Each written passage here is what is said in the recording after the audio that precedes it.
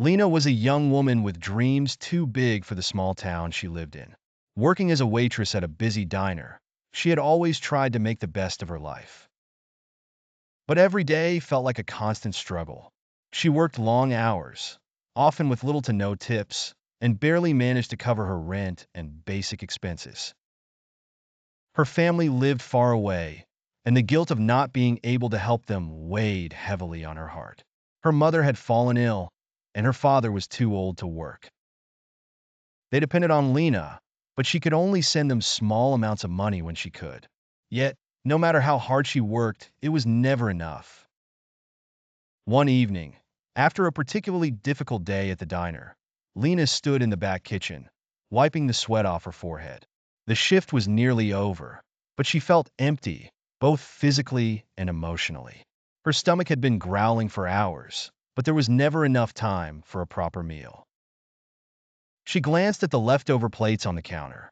The restaurant had just served a large group, and there were bits of food left on the plates, still good, just untouched. Her thoughts raced as hunger gnawed at her insides.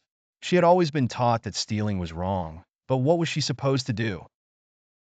When her stomach hurt and her mind was clouded with worry about her family, the lines between right and wrong blurred. Lena knew the risks. She knew that taking even a single bite from someone else's plate could cost her job, and if she lost that, she would have nothing left. But the thought of going home hungry, of watching her mother's letters filled with pleas for help without being able to send money, felt unbearable. Her eyes lingered on a plate of untouched pasta, the warm aroma drifting towards her. Without thinking, she picked up the plate, walked to the back, and took a few bites. The taste was a momentary relief. For a brief moment, she felt like a person again, not just someone barely getting by. The next day, Lena's boss, Mr. Howard, called her into his office. She sat nervously, her heart pounding, as he looked at her with a stern expression. "Lena," he began, "I know things have been tough for you, but we have to maintain order and integrity here." Lena's throat went dry. Her mind raced, and she knew what was coming. "I saw you last night, taking food from the plates in the kitchen.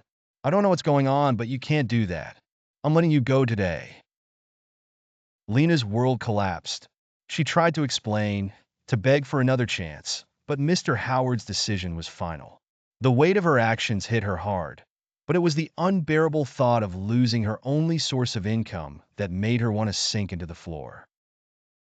With her job lost and no money to support herself, Lena walked home in a daze. She had failed herself.